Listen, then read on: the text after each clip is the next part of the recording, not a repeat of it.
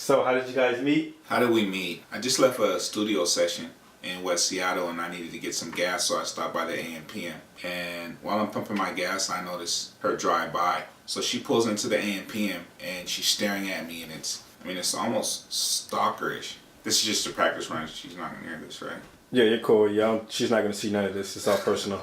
Okay, so I'm pumping gas and she's staring. Finally, she gets out of the vehicle and she approaches me, and I'm like, I didn't know if she was paparazzi or what the case might have been.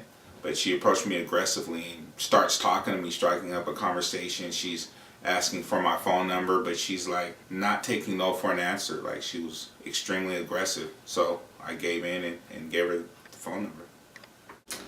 We met at AMPM. I was on my way home from the library from a long night of studying, and I just needed some gas to get home.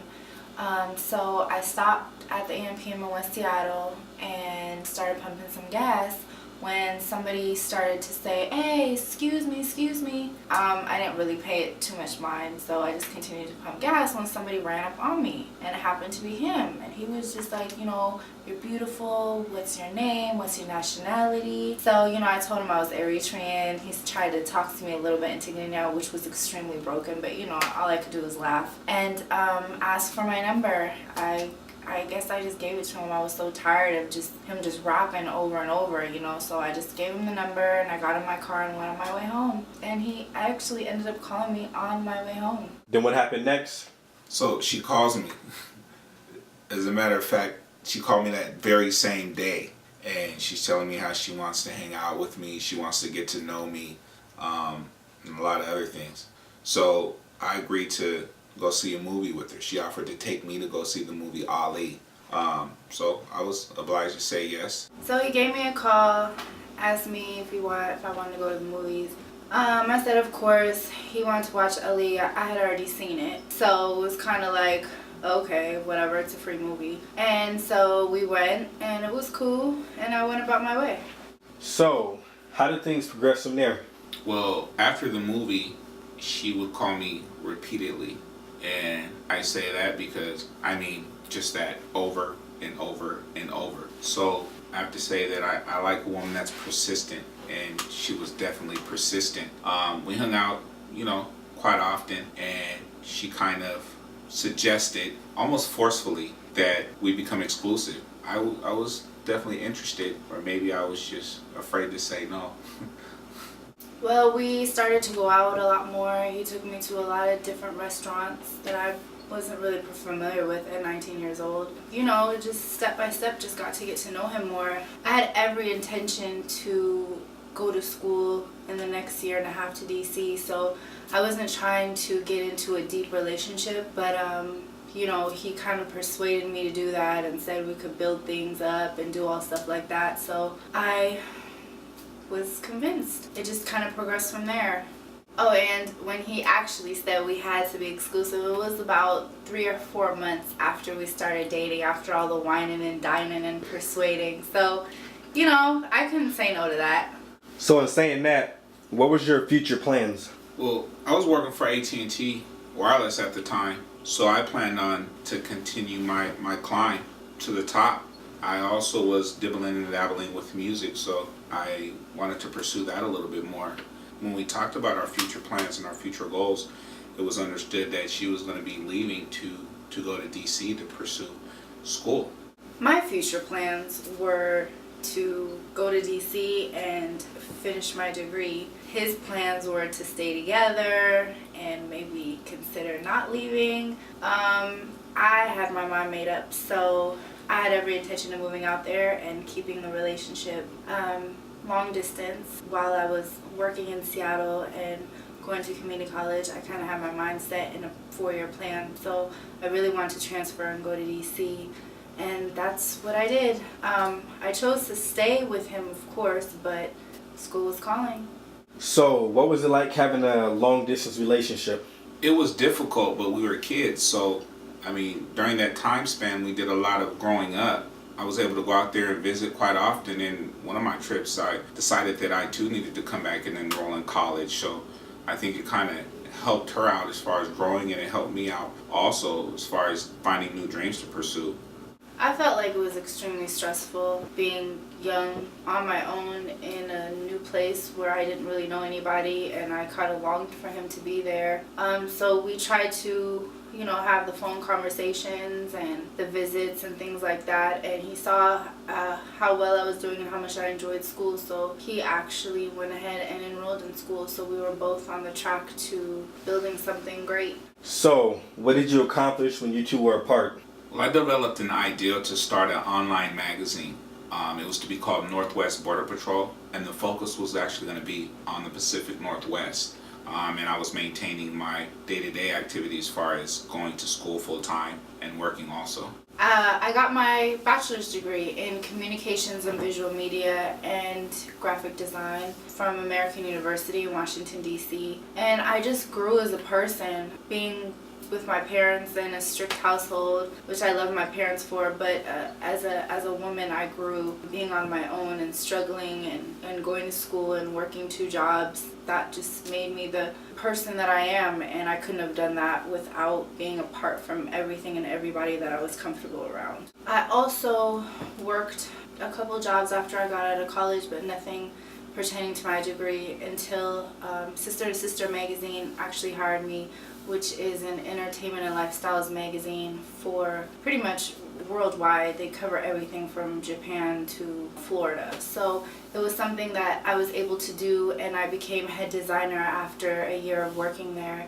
And I worked with different celebrities, went to different award shows, and just got to know the industry very well, and working as a designer for people that were very particular about what they wanted, so that pushed and challenged me to become a perfectionist in everything that I did design-wise. So, what comes to mind when I say September 25th? Well, I was in a really dark place, and that's when I saw the light. September 25th is the time that I found my happy place. I was back being me and comfortable, and of course I had feelings for him that were gone and came back and gone and came back, and it was finally in a place where I had him back and we were comfortable and we were in a good place and I was happy. So September 25th is a very happy time.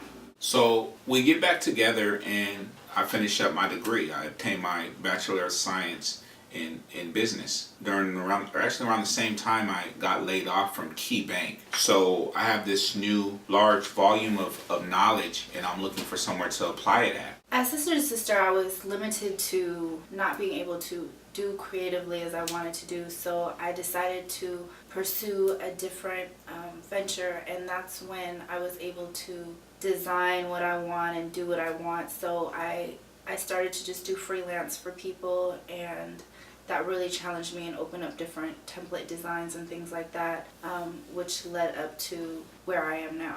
So I revisited my idea to create an online magazine, and in doing that I decided it would be better if I actually had something online as well as in print. And I wanted to change the name. I wanted something that would be appealing to a wider range. So I developed the name Emeralds. I knew the design wouldn't be a problem, and I knew that he was a great writer, so I knew that both of us together would make a great team and a great magazine on print and online. So we pretty much had a foundation. The foundation had been laid, and in laying that foundation we knew there'd be a couple more pieces that we need to bring in order to be successful. We knew we had the design aspect covered, the content, there wouldn't be a problem, but we needed to have quality pictures. What's a magazine without quality photos? So we brought in Alfonso B. In doing that, we knew we had someone who would be able to attend the events and will work diligently on providing that quality that we were looking for. So we love food. We knew we needed a food section, and we needed someone who had a background in cooking. We didn't want someone that was professional. We wanted someone that wasn't afraid to get their hands dirty, someone that can get in the kitchen and make soul food, cook Italian in their own home. So we gave a call to Ray Ray, who actually provided us with quality recipes. So that was another blessing. So we wanted to make sure that our magazine was interactive. So we developed a section called Hear My Pain. That's where the readers would be able to write in with their problems and actually have them answered. So we knew we needed somebody who was able to be honest, outspoken at times, pretty much answer the questions, not to say exactly how the readers want it, but honestly. And so I brought in Keisha Payne, someone who I knew could be heartfelt as well as brutally honest when need be. So the interview process began to get brutal. I knew I was going to need help with all these interviews that we had started conducting, because I mean we have to have someone transcribe them. There was editing. There was just so much going on. I knew that I would need someone else to come in and kind of free me up some and conduct some of the interviews. So I gave a call to Brendel because of his background.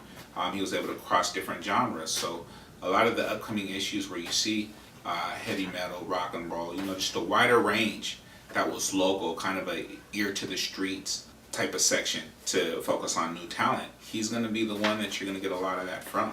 So it's another blessing. So what were some of the challenges you guys ran into forming Emeralds Magazine? Well, I would say funding. We're privately funded, and in saying that, it's me and her that provide the revenue to form the magazine. It wasn't something, we don't have any outside sources, so that was difficult. Pretty much from a graphic standpoint, people sending in the wrong size pictures or not being quality enough, or however that may be, ties us up when it's close to deadline. So we're trying to get the website going and the magazine printed, so that's just tying us back from time to time. And we understand people are not going to know all the sizes, but that's just something that we challenge. But other than that, I think we're pretty good.